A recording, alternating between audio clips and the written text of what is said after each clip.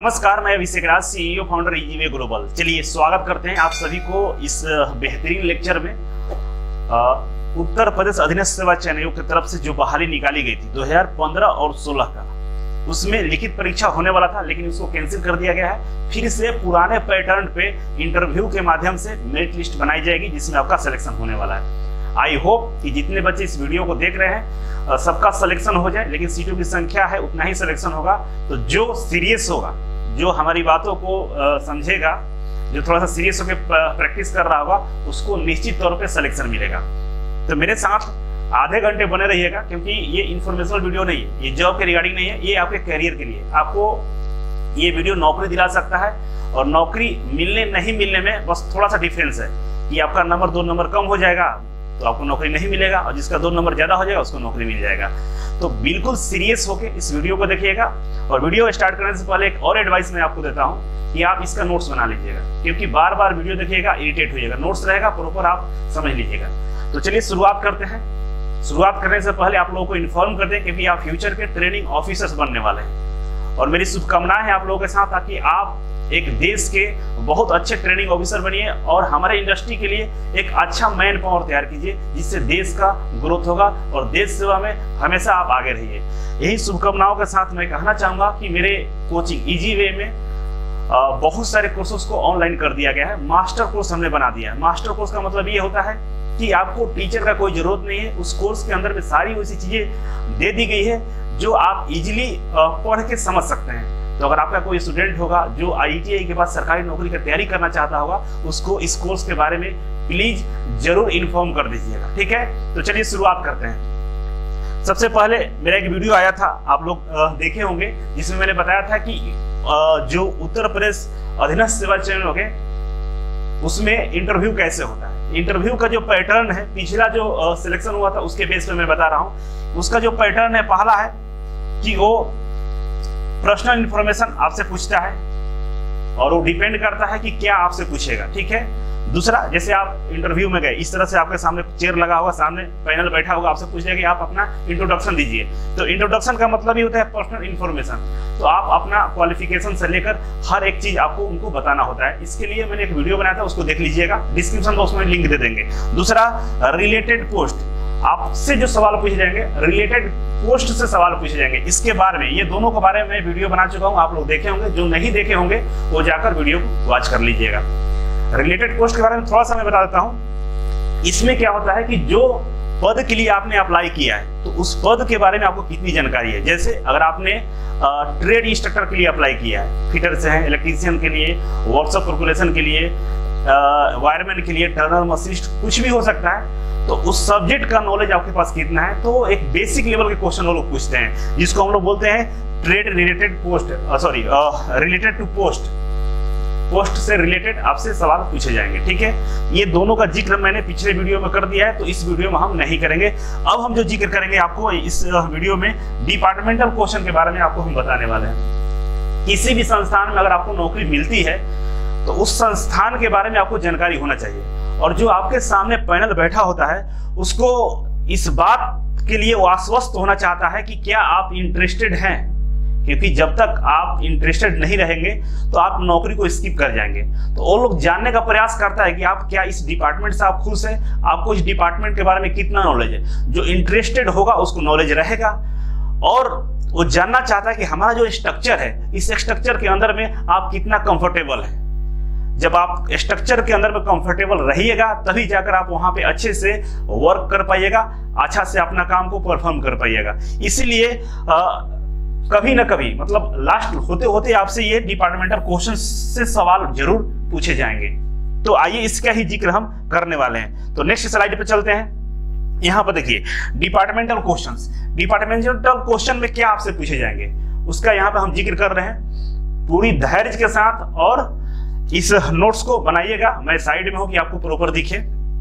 पहला, ministry of skill development और entrepreneurship, ये एक मंत्रालय है, भारत सरकार का कैबिनेट मंत्रालय है, और इसके अंतर्गत में एक ऑटोनोमस बॉडी होती है जिसका नाम होता है directorate general of training, DGT जिसको बोलते हैं। इसका बहुत सारे ऑटोनोमस बॉडी है, लेकिन जो आईटीआई के फील्ड में काम करता है उसका नाम है डायरेक्टरेट जनरल ऑफ ट्रेनिंग, जिसको हम लोग डीजीटी बोलते हैं। ठीक है, अब डीजीटी से ही आईटीआई का सृजन हुआ है, डीजीटी से ही हमारे सारे आईटीआई के इकोसिस्टम को देखा जाता है। जो स्किल डेवलपमेंट का जो जितना भी काम है हमारा डीजीटी ही ऑपरेट करता है।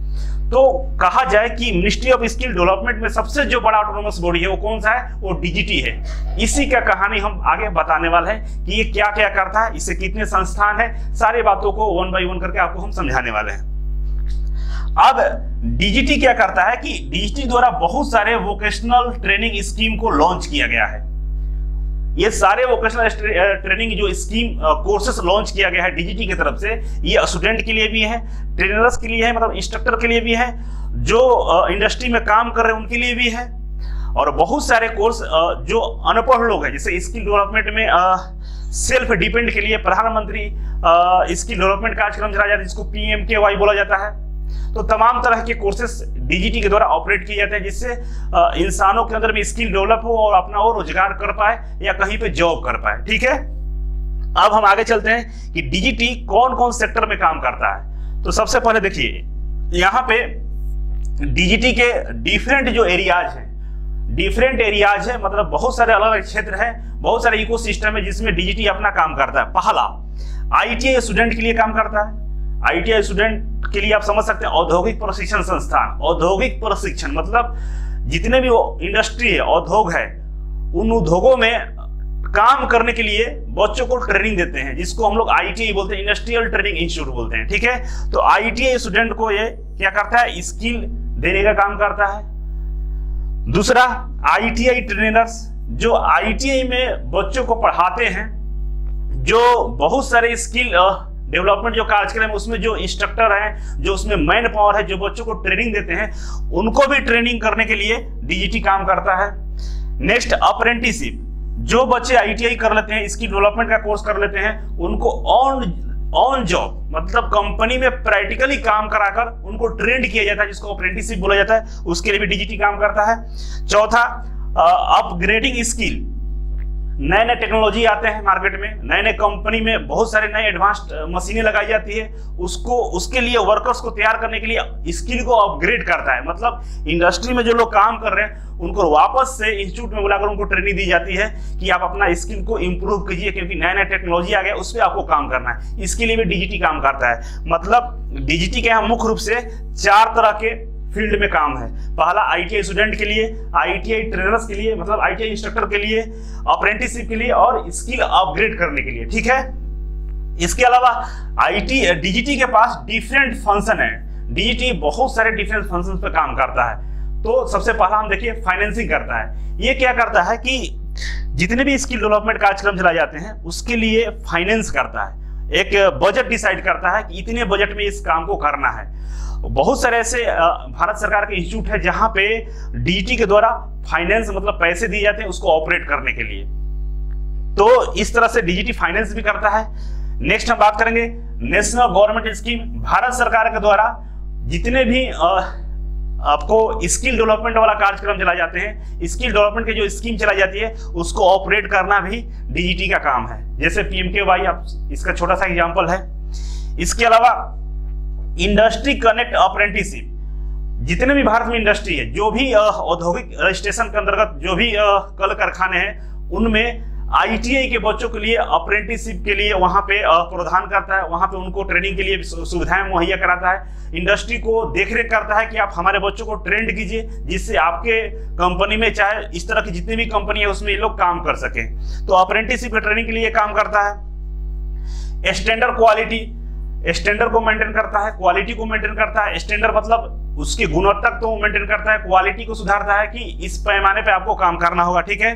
नेक्स्ट टेक्नोलॉजी इनेबलर, नए नए टेक्नोलॉजी जो आ रही है अलग अलग देशों के, या चाहे अभी फिलहाल जिस टेक्नोलॉजी पे इंडस्ट्री चल रही है उस टेक्नोलॉजी को एडॉप्ट करता है अपने यहाँ, जिससे बच्चों को स्किल को और इम्प्रूव किया जाए। इसके अलावा कम्युनिकेशन एंड एडवाइजरी, डीजीटी बहुत सारे माध्यम से जो स्किल सेंटर्स हैं, जो इसके एम्प्लॉय हैं, जो इंस्ट्रक्टर हैं, जो ट्रेनिंग ऑफिसर्स हैं, उनके बीच में ये कम्युनिकेट करता है, उनको एडवाइस देता है। जैसे जो ITI कॉलेज होते हैं वो स्टेट गवर्नमेंट ऑपरेट करता है और स्टेट गवर्नमेंट के अंदर में सारे काम कराए जाते हैं। DGT केवल उसको एडवाइस करती है कि आपको ये सिलेबस रखना है, आपको NSQ लेवल इस पे पढ़ाई करना है, आपको इतने इंस्ट्रक्टर रखने हैं, आपका क्लासरूम ऐसा होना चाहिए। मतलब एक एडवाइस देता है कि आपको इस तरह से काम करना होगा, क्योंकि DGT इस पे रिसर्च करता है।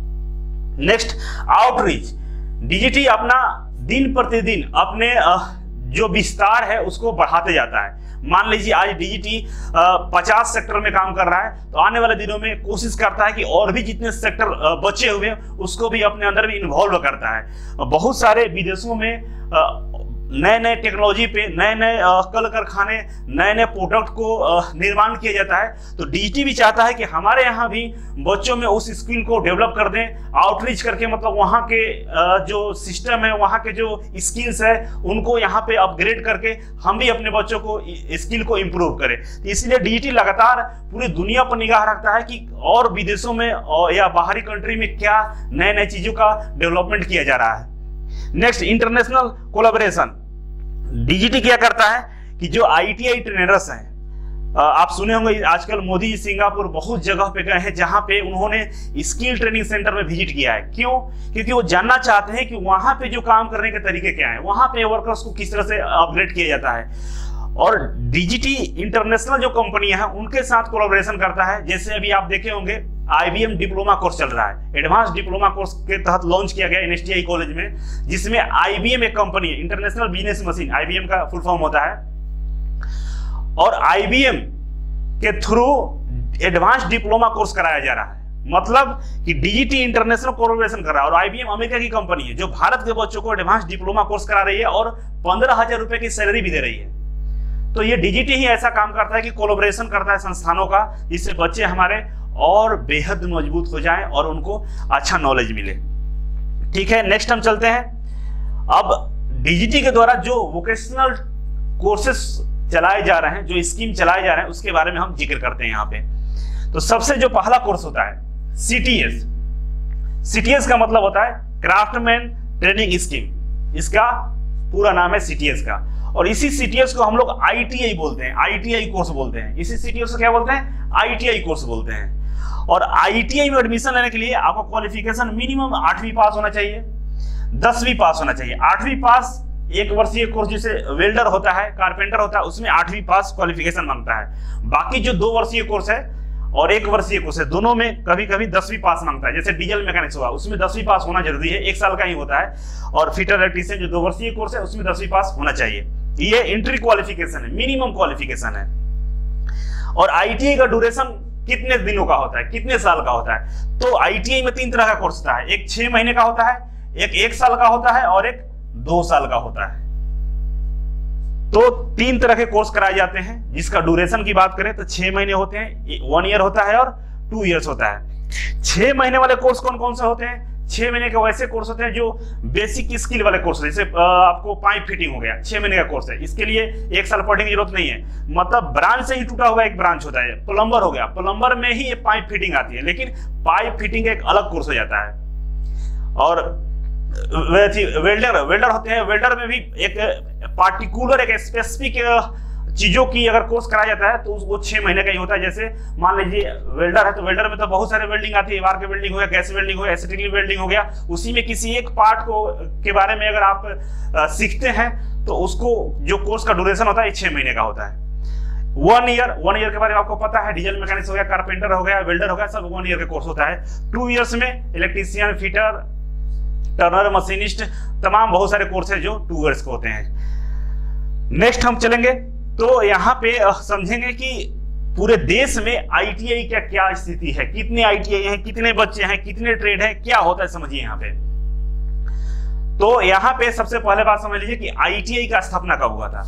ITI का जो स्थापना हुआ था 1950 में, देश आजाद होने के बाद जब सरकारें बनी थी, चुनाव हुआ था, तो पहला सेक्टर जो था, पहला सेक्टर तो बहुत सारे थे, लेकिन ITI की हम बात कर रहे हैं, 1950 में स्किल ट्रेनिंग सेंटर का स्थापना किया गया था। तो कोई पूछे आपसे सवाल कि ITI का शुरुआत कब से हुआ था, तो ITI का शुरुआत कब से हुआ था? 1950 से, ठीक है। इसके बाद हम अभी बात करेंगे अप्रैल 2019 के डेटा पे। अप्रैल 2019 के डेटा के अनुसार पूरे देश में ITI की संख्या 14,323 है। अप्रैल 2019 के डेटा के अनुसार पूरे देश में ITI की संख्या 14,323 है, जिसमें 2,878 गवर्नमेंट ITI है और 11,445 प्राइवेट ITI है। टोटल सीटों की संख्या की बात करें तो हमारे देश में 2019 के डेटा के अनुसार टोटल सीटों की संख्या 23 लाख है, 23,08,000 है, सॉरी 23,08,000 है। पूरे देश में टोटल सीटों की संख्या 23 लाख है, ऑलमोस्ट एवरेज लेके 23 लाख आप बोल सकते हैं, जिसमें गवर्नमेंट ITI में 7.3 7,03,000 सीट है और प्राइवेट में 15,06,000 सीटें हैं। 23 लाख में से आपको 7.3 जो सीट है वो गवर्नमेंट ITI में है और प्राइवेट ITI में 15.6 लाख प्राइवेट ITI में सीटों की संख्या है। अब हम बात करेंगे जो फीमेल्स कैंडिडेट है, जो लड़कियां हैं, गर्ल्स के लिए सीटों की संख्या 1.7 लाख है। 23 लाख में से 1.7 लाख गर्ल्स हैं जिनके लिए सीटें हैं, रिजर्व हैं, और गवर्नमेंट में इनकी संख्या 1.2 लाख है। गवर्नमेंट ITI में महिला कैंडिडेट के लिए सीटों की संख्या 1.2 लाख है और प्राइवेट में ओनली 50,000 है, 0.5 लाख, मतलब 50,000। अब यहां पर देखेंगे कि प्राइवेट जो ITI कॉलेज है उसमें लड़कियों की सीटों की संख्या ज्यादा है, सॉरी कम है, और गवर्नमेंट वाले में ज्यादा है। तो गवर्नमेंट वाले में ज्यादा होने का कारण यह है कि बहुत सारे लड़कियों का जो ट्रेड है, जैसे swimming, cutting, dresses making, beautician, ये सब प्राइवेट कॉलेज में नहीं होते हैं, इसलिए इनकी संख्या प्राइवेट कॉलेज में काफी कम है। इसके अपेक्षा गवर्नमेंट कॉलेज में इनकी संख्या बहुत ज्यादा है। नंबर ऑफ ट्रेड की बात करें, ITI में कितने ट्रेड है, तो टोटल ट्रेडों की संख्या 136 है। जैसे ट्रेड का मतलब electrician, fitter, Turner, machinist, Byron, fashion designing, beautician, carpenter, तमाम जो नाम है ITI के जो ट्रेड, उसको ट्रेड बोलते हैं।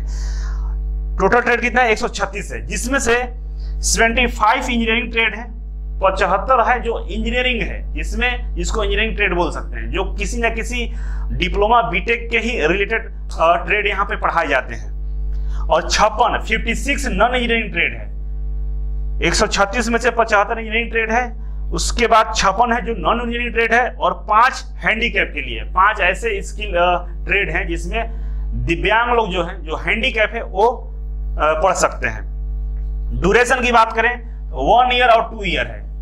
यहाँ पर हमने बताया था 6 मंथ का भी है, तो 6 मंथ का भी है, लेकिन वो ऑफिशियली उसके लिए कोई एग्जाम नहीं होते हैं पूरे इंडिया लेवल पे, वो इंस्टीट्यूट लेवल पे ही उसका सर्टिफिकेट मिल जाता है आपको, या छोटे छोटे स्किल सेंटर के माध्यम से आप उसका कोर्स कर सकते हैं। तो इसीलिए यहाँ पर 1 ईयर और 2 ईयर, 1 ईयर और 2 ईयर के लिए NCVT के द्वारा एग्जाम कंडक्ट किया जाता है और आपको एक सर्टिफिकेट दिया जाता है जो NCVT के द्वारा प्राप्त की जाती है। इसीलिए यहाँ पे ड्यूरेशन जो दिया है 1 ईयर और 2 ईयर, 6 महीना, मतलब 6 महीना वाले कोर्स का कोई ऐसा स्कीम नहीं है जो जिसमें सेंट्रलाइज रूप से किया जाता है, वो स्टेट लेवल पे या इंस्टीट्यूट लेवल पे किया जाता है, इसीलिए उसका नाम यहाँ पे नहीं है। एंट्री क्राइटेरिया 10वीं पास लिखा है, 8वीं पास भी होता है, 10वीं पास दोनों होता है। एज की बात करें, सबसे इंपॉर्टेंट, मिनिमम एज 14 साल होता है। ITI में एडमिशन के लिए 14 साल से ऊपर का व्यक्ति होना चाहिए, तभी उनका एडमिशन ITI में होगा। नेक्स्ट हम चलते हैं। अब यहाँ पे आप लोग समझ चुके हैं कि 74 इंजीनियरिंग ट्रेड है, 75 है, 59 नॉन इंजीनियरिंग है और 5 दिव्यांग के लिए, ये तो समझ गए। अब यहाँ पे टोटल ट्रेड की संख्या 138 बताया जा रहा है, तो DGT के वेबसाइट पे क्या है कि अपडेट होता रहता है, वहां पर मैंने 136 बताया, यहाँ पे 138 हो गया। तो अभी जो फिलहाल का जो डेटा होगा उसमें 2 ट्रेडों की संख्या और बढ़ गया होगा, इसीलिए 138 यहाँ पर दिख रहा है, क्योंकि ये जो डेटा है DGT के वेबसाइट से ही लिया गया है। तो अब जो बढ़ गया होगा, जिसमें 74 इंजीनियरिंग हो गया, 59 नॉन इंजीनियरिंग और 5 हैंडीकैप के लिए है। अब यहाँ पर देखिए, इलेक्ट्रीशियन जो ट्रेड है, इलेक्ट्रीशियन में टोटल बच्चों की संख्या की बात करें तो 9,87,591 बच्चे हैं। हर साल इलेक्ट्रीशियन से 9,87,591 बच्चे ITI करते हैं और इनके लिए ITI की संख्या 12,286 है, ठीक है। नेक्स्ट है फिटर। फिटर के लिए यहाँ पे 5,31,731 सीटों की संख्या है ITI में, और इनके लिए जो ITI कॉलेज है 9,683 है। तो यहाँ पे डेटा देखिएगा तो सबसे ज्यादा अगर बात करें तो इलेक्ट्रीशियन के लिए सीटें हैं, इलेक्ट्रीशियन से बच्चे ITI करते हैं जिनकी सीटों की संख्या 9,27,591 है, और उसके आधा कह सकते हैं कि इसमें फिटर के लिए सीट है। 5,31,731 है। इसके बाद आता है कोपा, तीसरे नंबर पे कोपा है, जिसके लिए सीटों की संख्या 91,403 है। कोपा के लिए पूरे देश में सीटों की संख्या कितना है? 91,403। और इनके लिए आईटीआई की जो संख्या वो 2,617 है। नेक्स्ट है वेल्डर, मतलब चौथे नंबर पर वेल्डर आता है। वेल्डर के लिए यहाँ पर देख सकते हैं 74,213 सीटें हैं और इसके लिए जो आईटीआई की संख्या 2,555 है। इसके बाद इलेक्ट्रॉनिक्स मैकेनिक्स का सीटों की संख्या की बात करें तो 66,633 है और इसके लिए जो आईटीआई की संख्या है 1,840 है। इसके बाद मैकेनिक्स डीजल है, मोटर मैकेनिक्स है, वायरमैन है, ड्राफ्टमैन सिविल है और मैकेनिक्स मतलब आरएसी वाले हैं। तो यहाँ पे डेटा दिख रहा होगा, आप अपने ट्रेड के अकॉर्डिंग डेटा को याद रखिएगा, क्योंकि इंटरव्यू में मान लीजिए इलेक्ट्रीशियन से तो पूछ लेगा कि इलेक्ट्रीशियन के सीटों की संख्या पूरे देश में कितना है, कितने आईटीआई में इलेक्ट्रीशियन से कोर्स कराए जाते हैं। तो ये डेटा आपको काफी काम आएगा। अब आगे बढ़ते हैं। सीटीएस खत्म हो गया। सीटीएस का मतलब क्राफ्टमैन ट्रेनिंग स्कीम, जिसको हम लोग आईटीआई बोलते हैं। अब नेक्स्ट जो टॉपिक है उसी का दूसरा जो कोर्स है डीजीटी का, दूसरा कोर्स डीजीटी का कौन सा है? अप्रेंटिसशिप ट्रेनिंग स्कीम, जिसको हम लोग बोलते हैं एटीएस। एटीएस कोर्स डीजीटी के द्वारा चलाया जाता है। तो आइए एटीएस के बारे में समझते हैं। एटीएस क्या होता है? The requirement of skill man power for industry. Industry में जो रिक्वायरमेंट है स्किल का, उसके लिए जो बच्चों को तैयार किया जाता है, उसके लिए जो ट्रेनिंग दी जाती है, उसको हम लोग अप्रेंटिसशिप बोलते हैं। मान लीजिए आपने आईटीआई किया, तो आईटीआई में क्या होता है कि थियोरिटिकल भी पढ़ाए जाते हैं, प्रैक्टिकल भी आपको नॉलेज दी जाती है, लेकिन वो बेसिक होता है। सारे पुराने मशीनों पर आपको ट्रेनिंग दी जाती है, नए नए मशीनों पर ट्रेनिंग नहीं दी जाती है। और कंपनी में किस तरह का काम होता है आपको वहां पर पता नहीं चलेगा। लेकिन जब आपको अप्रेंटिसशिप कराया जाता है तो अप्रेंटिसशिप किसी न किसी कंपनी में कराया जाता है और कंपनी में जहां काम हो रहा था वहां पे कराया जाता है। तो वहां पर अगर आप जाते हैं तो वहां पर जो भी न्यू टेक्नोलॉजी पे काम होता है उसको आप देखते हैं, आप काम करने के तरीके को सीखते हैं, आपके अंदर वो स्किल डेवलप होता है, आप काम करके भी देखते हैं कैसे होता है। तो ये तमाम चीजें वहां पर आपको सीखने को मिलता है। तो इसीलिए अप्रेंटिसशिप क्या होता है कि मैन पावर तैयार किया जाता है इंडस्ट्री के लिए, वो भी स्किल्ड मैन पावर जो जाए और तुरंत काम पर लग जाए। अप्रेंटिसशिप अगर आपने किया है तो ये समझा जाता है कि आपको अगर काम पर लगा दिया जाए तो आप तुरंत काम करना शुरू कर देंगे, आपको कोई दिक्कत नहीं होगा। इसका जो ड्यूरेशन होता है 1 साल का होता है, 2 साल का होता है और 3 साल का भी होता है। 3 तरह का अप्रेंटिसशिप कराए जाते हैं, 1 वर्षीय भी होता है, 2 वर्षीय होता है और 3 वर्षीय होता है। अब यहाँ पे देखिए क्वालिफिकेशन, इसमें जो अप्रेंटिसशिप करने का क्वालिफिकेशन क्या होता है? एक 10 आईटीआई होता है। आईटीआई के बाद अगर आप अप्रेंटिसशिप करेंगे तो या तो 1 साल का अप्रेंटिसशिप होगा, नहीं तो 2 साल का अप्रेंटिसशिप होगा। लेकिन अगर आप 10वीं के बाद अप्रेंटिसशिप डायरेक्ट करने जाएंगे तो वो 3 साल का अप्रेंटिसशिप होता है। 2 साल आपको आईटीआई कराया जाता है और 1 साल आपको अप्रेंटिसशिप कराई जाती है। ये कंपनी वाले करते हैं। कंपनी वाले 10वीं क्लास के बच्चों को अपने यहाँ रिक्रूट कर लेते हैं अप्रेंटिसशिप ट्रेनर के रूप में और उनको 3 साल तक ऑन जॉब ट्रेनिंग देते हैं और कोर्स करवाते हैं और उसके बदले उनको सैलरी भी देते हैं। तो ये इंडस्ट्री वाले करते रहते हैं। बाकी जो डीजीटी का जो सर्टिफिकेट कोर्स है वो बारे में क्राफ्ट इंस्ट्रक्टर ट्रेनिंग स्कीम के बारे में समझेंगे। इससे पहले हम लोगों ने समझा है सीटीएस के बारे में, क्राफ्टमैन ट्रेनिंग स्कीम के बारे में समझे, जिसका नाम जिसको हम लोग नॉर्मली आईटीआई बोलते हैं। इसके बाद एटीएस के बारे में समझा, अप्रेंटिसशिप ट्रेनिंग स्कीम के बारे में समझा और तीसरा जो डीजीटी का सबसे पावरफुल कोर्स है उसका नाम है सीआईटीएस, क्राफ्टमैन ट्रेनिंग स्कीम। इसमें क्या होता है? तो देखिए, इसमें पहले बेसिक समझिए। जो आईटीआई कॉलेज होते हैं उसमें जो अनुदेशक होते हैं, जो उसमें ट्रेनिंग देने वाले इंस्ट्रक्टर होते हैं, उनके लिए कोर्स का डिजाइन किया गया है डीजीटी की तरफ से, उसका नाम सीआईटीएस होता है। और इस कोर्स के माध्यम से जितने भी आईटीआई कॉलेज हैं पूरे देश में, उनमें जो पढ़ाने वाले इंस्ट्रक्टर हैं, अनुदेशक हैं, ट्रेनिंग ऑफिसर्स हैं, उनको एनएसटीआई कॉलेज में, आईटीओटी कॉलेज में ट्रेनिंग दी जाती है। अब आपको समझना होगा कि एनएसटीआई क्या होता है, एनएसटीआई क्या होता है और आईटीओटी क्या होता है। तो एनएसटीआई का मतलब होता है national skill training institute. National skill training institute जो भारत सरकार का अपना इंस्टीट्यूट है, जहां पे ट्रेनिंग दी जाती है क्राफ्ट इंस्ट्रक्टर के लिए। फिर से बात समझिएगा, एनएसटीआई का मतलब होता है नेशनल स्किल ट्रेनिंग इंस्टीट्यूट। ये भारत सरकार का एक अपना कॉलेज है, मिनिस्ट्री ऑफ स्किल डेवलपमेंट के ये कॉलेज है जो डीजीटी के अंदर काम करता है। और यहाँ पे क्राफ्ट इंस्ट्रक्टर जो होते हैं, जो अनुदेशक होते हैं, जो शिल्प अनुदेशक हिंदी में बोलते हैं, उनको ट्रेनिंग दी जाती है बच्चों को पढ़ाने के लिए। ठीक है। आईटीओटी क्या होता है? तो ITOT institutes of training of trainers, इसका नाम है। दोनों नाम मिलता जुलता है, लेकिन नाम थोड़ा सा परिवर्तन कर दिया गया है। Institutes of training of trainer, मतलब यही होता है एक ऐसा इंस्टीट्यूट जहां पे ट्रेनिंग दी जाती है ट्रेनर्स को, इंस्ट्रक्टर को ट्रेनिंग दी जाती है, उसको हम ITOT बोलते हैं। और ITOT जो होता है वो स्टेट गवर्नमेंट का होता है। जो ये ITOT होता है किसका होता है? राज्य सरकार का होता है। और जो निजी संस्थान होते हैं, प्राइवेट इंसान, जैसे आप भी ITOT खोल सकते हैं, लेकिन NSTI आप नहीं ओपन कर सकते। ये केवल और केवल भारत सरकार का है और ये सेंट्रलाइज है, सेंटर इसको मैनेज करता है। लेकिन जो ITOT होता है इसमें दो तरह का होता है, एक तो राज्य सरकार अपना खोल लेती है खुद का, और कोई प्राइवेट इंसान अगर आप ट्रेनिंग इंस्टीट्यूट खोलना चाहता है तो उसका जो नाम होगा वो प्राइवेट ITOT होगा। यहाँ पर केवल PVT लग जाएगा। तो पूरे देश में 28 NSTI कॉलेज है। पूरे देश में कितने कॉलेज हैं? 28 NSTI कॉलेज हैं। और प्राइवेट और गवर्नमेंट, राज्य सरकार और निजी संस्थान की बात करें ITOT के, तो टोटल 18 है। तो 28 NSTI कॉलेज है और 18 ITOT है। ठीक है, ध्यान रखिएगा इस बात का।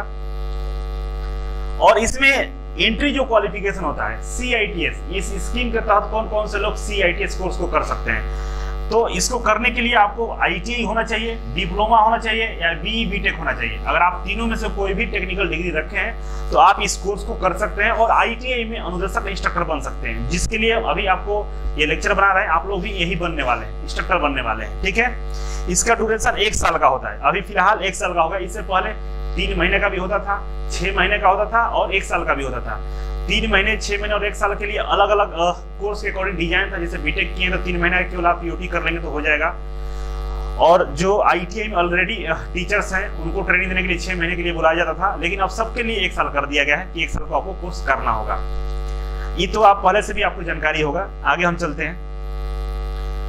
अगला जो कोर्स है 4थे नंबर का, इसको बोलते हैं AVTS।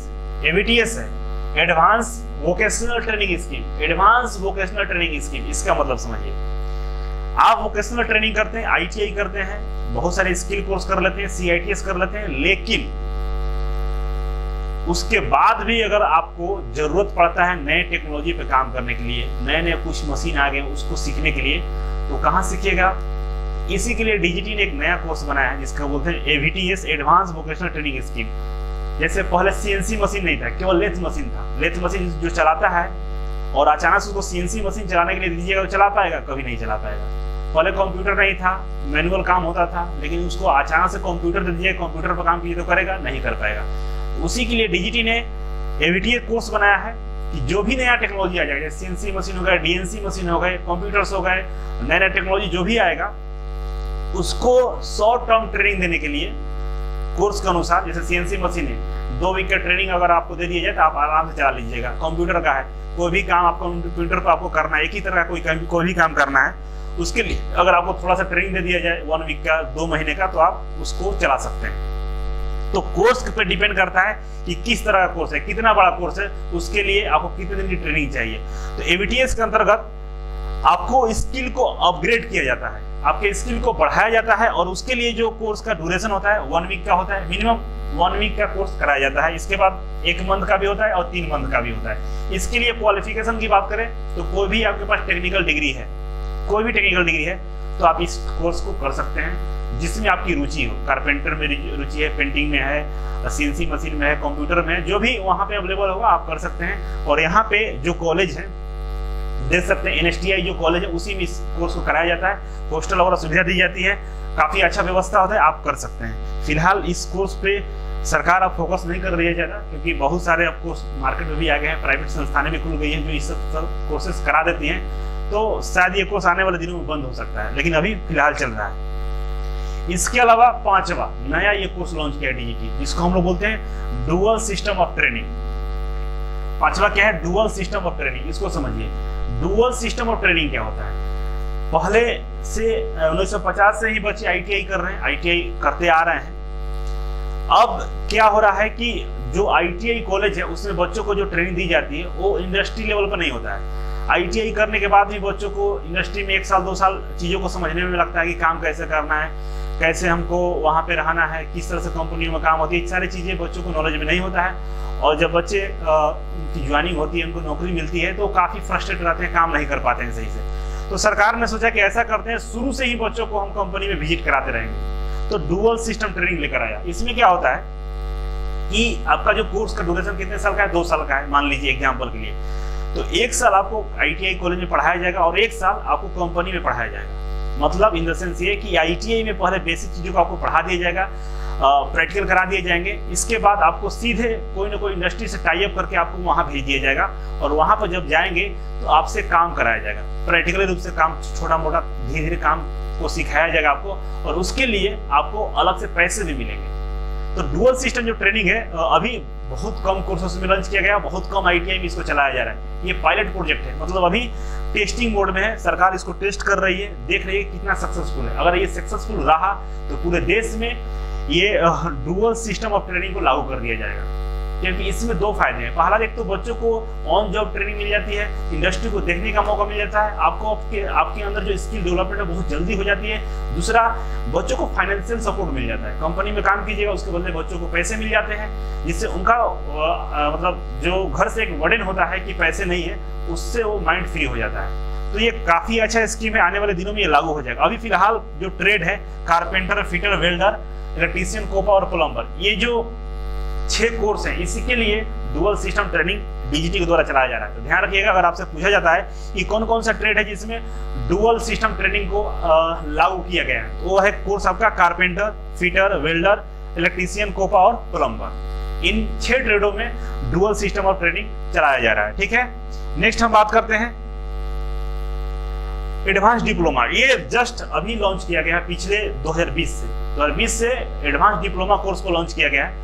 एक्चुअली है क्या, तो आपको बताया था ना कि DGT स्टार्टिंग में बताया कि DGT कोलैबोरेशन कर रही है, इंटरनेशनल कंपनियों के साथ कोलैबोरेशन कर रही है कि हमारे जो देश के बच्चे हैं, भारत के जो बच्चे हैं जो ITI करते हैं, जो बेसिक लेवल के जॉब करते हैं, उनको उनकी स्किल को इतना अपग्रेड कर दें कि इंटरनेशनल जो कंपनियां हैं, जो विदेशी कंपनियां, वहां पर जी इनको जॉब मिले, रोजगार मिले, क्योंकि देश की संख्या बहुत तेजी से बढ़ रही है और सबका रोजगार अपने देश में ही मिल जाए ये संभव नहीं है। तो मल्टीनेशनल कंपनियों का जो अपना स्टैंडर्ड है, उस स्टैंडर्ड को मेंटेन करने के लिए DGT ने बड़ी बड़ी कंपनियों से कोलैबोरेशन शुरू कर रहा है। एक बहुत बड़ी कंपनी है पूरे विश्व की, जिसका नाम है IBM। आप लोग सुने भी होंगे IBM, और मुझे लगता है कि IBM के बारे में आपको जानकारी भी होगा। IBM का मतलब होता है इंटरनेशनल बिजनेस मशीन, और IBM से कोलैबोरेशन करके DGT ने एडवांस डिप्लोमा कोर्स शुरू किया है। और ये एडवांस डिप्लोमा कोर्स किसमें होता है?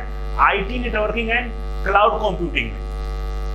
IT नेटवर्किंग में, क्योंकि अब कंप्यूटर का जमाना आ रहा है, सारी कंपनियों में सॉफ्टवेयर पे काम हो रहे हैं, सारी कंपनियां अपने आप को डिजिटलाइज कर रही है। वैसे में अगर आपको नौकरी चाहिए होगा विदेशों में या मल्टीनेशनल कंपनी में, तो आपके अंदर डिजिटल प्लेटफॉर्म पर काम करने के लिए स्किल होना चाहिए। इसके लिए DGT ने एक बहुत बड़ा प्रयास किया है IBM कंपनी को बुलाकर, और IBM कंपनी हमारे ITI के बच्चों को NSTI कॉलेज के माध्यम से डुअल सिस्टम के तहत एडवांस डिप्लोमा कराएगी। इसमें क्या फायदे हैं कि इसमें आपको स्टाइपेंड से मिलता है।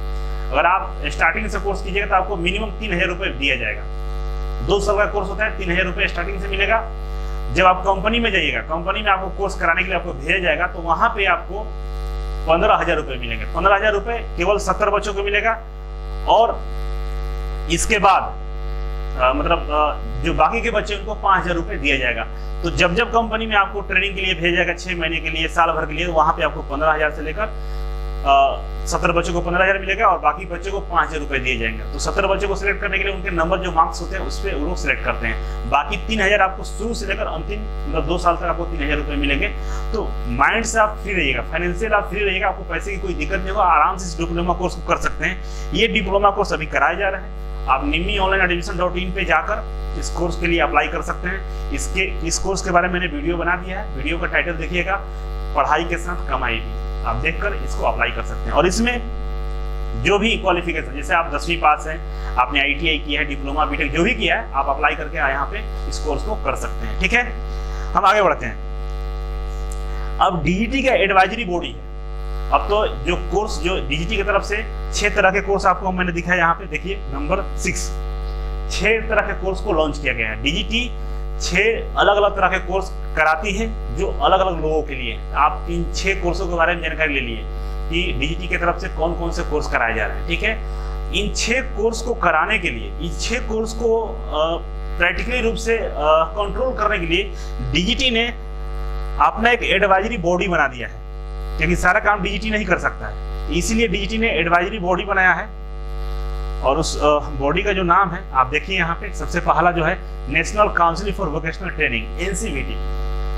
सबसे प्रथम इसका जो सहायता करने वाला डीजीटी का जो बॉडी है, ऑटोनोमस बॉडी है, फ्री है, अपने आप से काम करती है, इसका नाम है एनसीवीटी, जिसको हम लोग, इसका फुल फॉर्म है national council for vocational training. इसका जो स्थापना हुआ था आप यहाँ पे देखें, इसका स्थापना 1956 में किया गया था और उस समय इसका जो नाम था national council of training in vocational trades NCTVT, लेकिन इसको बाद में चेंज करके एनसीवीटी कर दिया गया। ठीक है, ये क्या करता है, स्टैंडर्ड को मेंटेन करता है, बच्चे को ट्रेनिंग को स्टैंडर्ड को मेंटेन करता है और एडवाइस करता है सारे आईटीआई कॉलेज को कि आपको किस तरह से आईटीआई को चलाना है, आईटीआई में सीटों की संख्या कितनी रहेगी, किस तरह से बच्चों को पढ़ाना है, कितना ट्रेनिंग देना है, कौन कौन से क्वालिफिकेशन वाले यहाँ बच्चों को ट्रेनिंग देंगे, इन तमाम चीजों को एनसीवीटी के द्वारा देखा जाता है और बच्चों को ये अवार्ड करता है। अवार्ड क्या करता है, नेशनल ट्रेड सर्टिफिकेट। जो बच्चे अपने ट्रेनिंग को सक्सेसफुली कंप्लीट करते हैं तो उनको सीवीटी एग्जाम होता है, एग्जाम देते हैं, एग्जाम के बाद अगर क्वालिफाई करते हैं तो उनको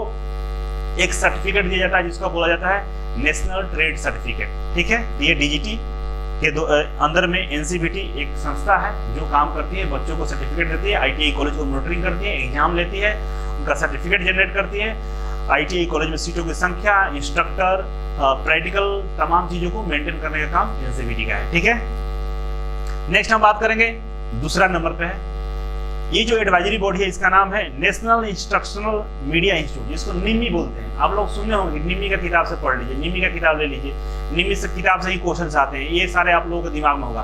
तो निम्मी एक्चुअली है क्या?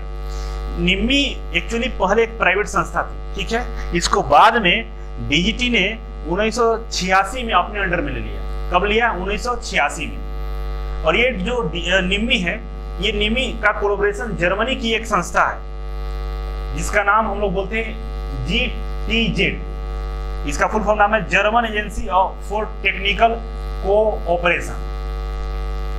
जर्मनी की एक संस्था है जिसका नाम है German agency for technical cooperation. इसके सहयोग से निम्मी ने अपने यहाँ संस्थान को डेवलप किया, उसको अपग्रेड किया और इसी संस्थान के माध्यम से 1986 में डीजीटी ने इसको अपने अंडर में ले लिया। और इसका जो रजिस्ट्रेशन है वो तमिलनाडु सोसाइटी एक्ट रजिस्ट्रेशन 1975 के तहत किया गया है।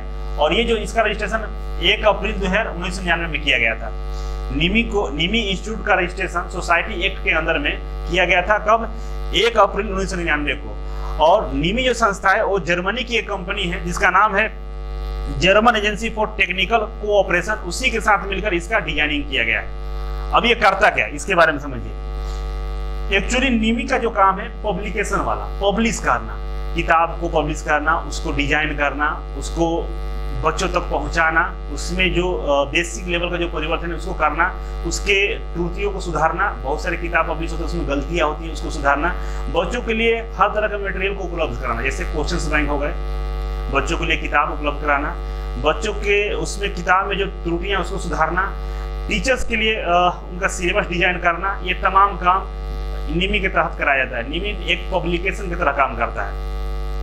पब्लिकेशन समझ रहे, जहाँ पे किताबें छापी जाती है, उनको पब्लिश की जाती है, मार्केट में लाया जाता है। तो ये इतना इजी नहीं है। एक किताब जब बनता है तो उसको 3 से 4 बार वेरीफाइड करना पड़ता है। एक टीम होता है जो सारे एक वर्ड को वेरीफाई करती है, कौन सा वर्ड सही है, कौन सा गलत है, इसका वर्ड का स्टैंडर्ड क्या है, कौन कौन से क्वेश्चंस को रखा जाएगा, कौन से क्वेश्चंस को नहीं रखा जाएगा। बच्चों को अगर इस तरह के कोर्स दे रहे हैं तो वो कितनी समझदारी उनके अंदर आएंगी।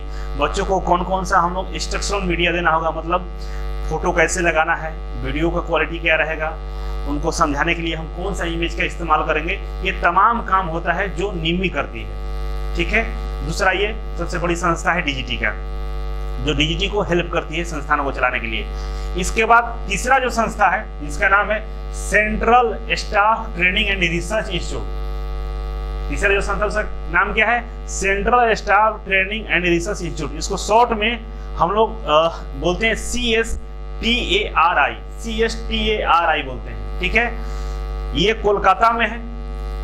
साल्ट लेक एक जगह है कोलकाता में, वहीं पे इसका संस्थान का स्थापना किया गया जो 16 एकड़ में फैला हुआ है। ठीक है, और इसका स्थापना 1968 में किया गया था। इसका स्थापना कब किया गया था? 1968 में किया गया था।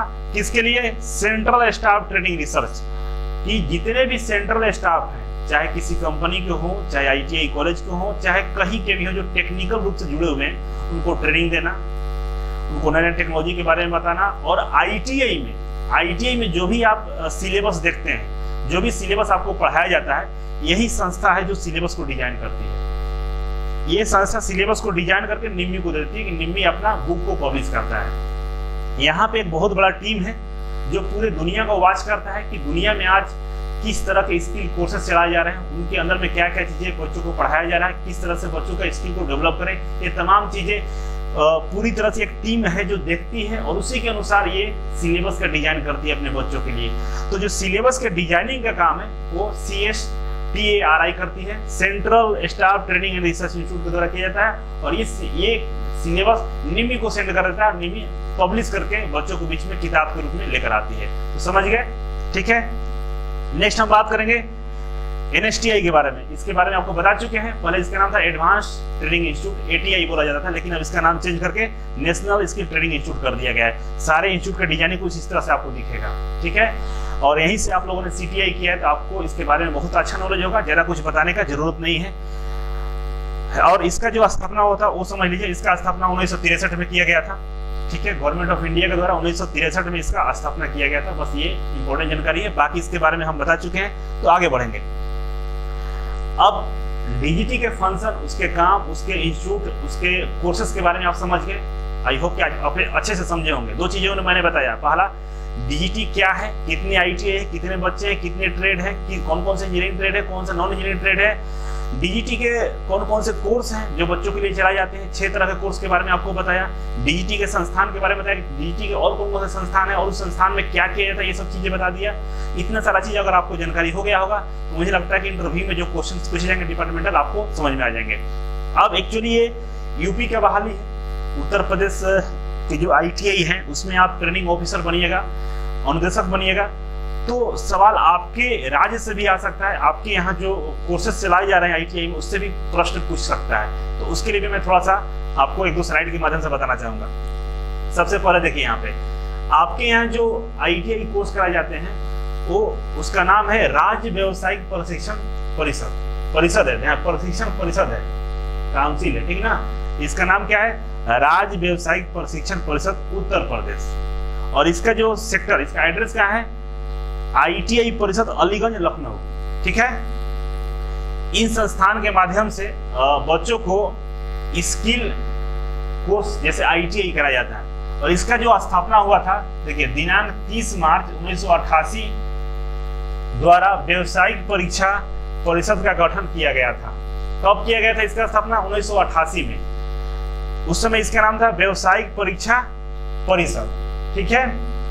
बाद में इसका पंजीयन कराया गया बाद में, और इसका जो नाम को चेंज किया गया। कब चेंज किया गया?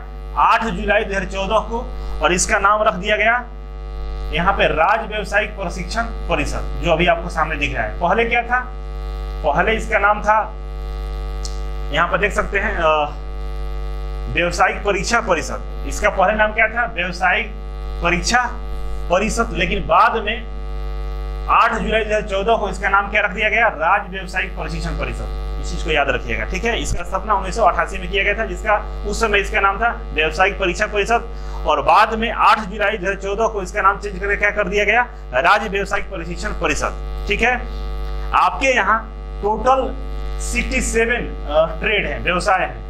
ये डेटा गलत है, लेकिन आपके वेबसाइट पे ही डेटा है, क्योंकि अगर आप अपने मन से जो बहाली है 70 के आसपास ट्रेडों में बहाली है, मतलब 70 ट्रेड है, लेकिन यहाँ पर 67 ट्रेड ही दिया जा रहा है।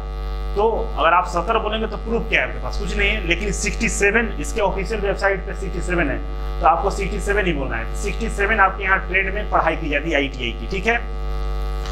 और इसमें जो आपको पढ़ाया जाता है उसमें 1,05,086 जो सीट है वो NCVT के अंतर्गत है।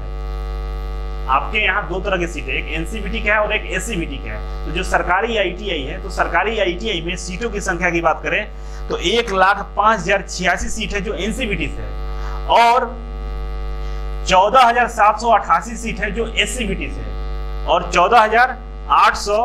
14,788 सीट है जो SCBT से है, ठीक है।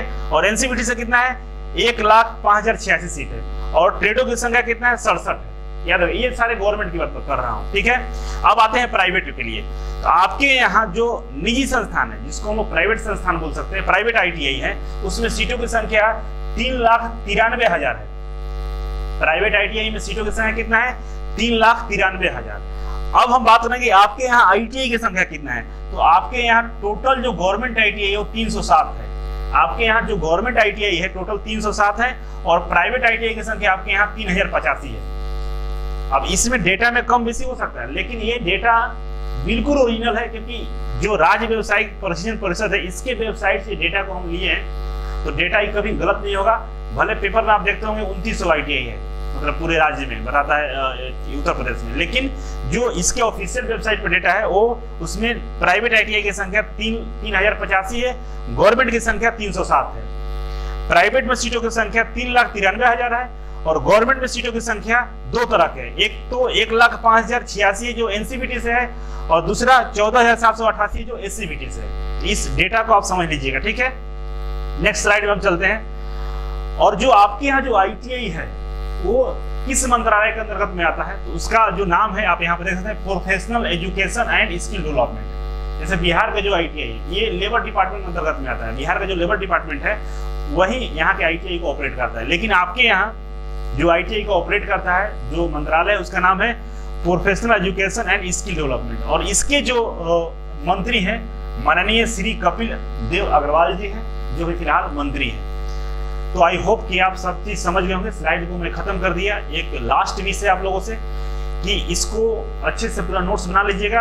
गर्मी बहुत है और मैं कोशिश किया हूँ कि सारे चीजों को इंक्लूड कर दिया हूँ, फिर भी आप एक बार अपने से भी रिसर्च कर लीजिएगा और नोट्स प्रॉपर बना लीजिएगा। और जब भी इंटरव्यू में आप जाएंगे, जिस दिन भी आपका इंटरव्यू होगा, उस दिन आप यूपी के सारे मिनिस्टर, मतलब जो मेन मंत्रालय, उसके मंत्रालय और उसके जो मिनिस्टर है उनका नाम जल्दी याद कर लीजिएगा, ठीक है। यूपी के जो फिलहाल में स्ट्रक्चर है, जैसे मुख्यमंत्री कौन है, उप राज्यपाल, राज्यपाल कौन सा है, कितने डिस्ट्रिक्ट है यूपी में, कौन कौन से हमारे जो मंत्रालय है जो हमारे इसके अंदर में आते हैं, कौन से स्किल सेंटर चलाए जाते हैं, ये तमाम छोटे मोटे जानकारी को आप रीड करके, अपग्रेड करके, याद करके, मेमोराइज करके जाना है, ठीक है। और बाकी जो इसका इंटरव्यू होने वाला है कभी भी हो सकता है, जैसे आप लोग पूछते रहते हैं, कॉल करके कमेंट करेंगे कि कब तक इंटरव्यू हो जाएगा, तो कोई निश्चित डेट नहीं है, लेकिन सबसे पहले इसी का ही इंटरव्यू होगा, इसी का ही ज्वाइनिंग होगा। इसके बाद जो 2504 सीटों पे बहाली है उसका होगा, तो आपको कभी भी बुलाया जा सकता है। और डॉक्यूमेंट वेरिफिकेशन इंटरव्यू कभी भी हो सकता है, तो इसके लिए आप रेडी रहेंगे। आपको आज कॉल के बारे में नहीं सोचना है, आपको अपने आप को तैयार करके बैठना है, एकदम बिल्कुल रट जाइए, क्योंकि इंटरव्यू पे आपको नौकरी मिलने वाला है। तो 15 नंबर का जो इंटरव्यू होगा उसमें से कोशिश कीजिए कि आपको 12, 13, 14, 15 नंबर तक मिल जाए। तो कैसे मिलेगा? जब आपके पास नॉलेज होगा, जब आप अच्छे से चीजों को वहाँ पे एक्सप्लेन कर पाइएगा, आपकी पर्सनालिटी अच्छी होगी, आपके बैठने के तरीके, आपके बात करने का तरीका, आपका कम्युनिकेशन स्किल, आपके नॉलेज, सारे चीजों को देखकर आपको 15 नंबर मिलते हैं। तो केवल एक चीज नहीं कि रट्टा मार लिए, रट लिए, सारे क्वेश्चन याद है, बोल दिए बक बक, आपको 15 नंबर मिल जाएगा? बिल्कुल नहीं मिलेगा, 5 नंबर से ज्यादा नहीं मिलेगा। जितनी चीजें बताइए 5 नंबर का है, बाकी वहां पे आपका बिहेवियर, आपके बात करने का तरीका, आपका बॉडी लैंग्वेज, आपके पहनावा, आपके ड्रेस, उस पर डिपेंड करता है कि आपको कितना नंबर मिलेगा। तो कभी भी इंटरव्यू के लिए जाते हैं बिल्कुल फॉर्मल तरीके से जाना है, फॉर्मल ड्रेस पहन के जाना है, कभी भी कुछ भी पहन कर नहीं जाना है, क्योंकि ऑफिशियली आप एक टीचर्स हैं और टीचर का जो पहनावा है वो क्या होना चाहिए आपको पता ही होगा। तो फॉर्मल ड्रेस के साथ वेल मेंटेन बैठने का जो तरीका है वो भी सही रखिएगा, बिल्कुल स्ट्रेट बैठना है। बात करते समय आपकी बॉडी लैंग्वेज उस बात के अनुकूल होना चाहिए। अगर आप बात कर रहे हैं सारे बॉडी स्ट्रेट ऐसे खड़े होकर बात बोल रहे हैं केवल, तो वो आपकी बॉडी लैंग्वेज से पता चले कि आपके अंदर कॉन्फिडेंस नहीं है, आपको बोलने का तरीका नहीं है। क्योंकि आपको प्रिंसिपल ऑफ टीचिंग में पढ़ाया गया है कि जो कम्युनिकेशन होता है, जो बातचीत होता है, वो 2 तरह का होता है, एक वर्बल, एक नॉन वर्बल। तो जो नॉन वर्बल कम्युनिकेशन होता है वो बॉडी लैंग्वेज से होता है, और इसका जो इम्प्लीमेंट 70% होता है आपकी बातचीत में।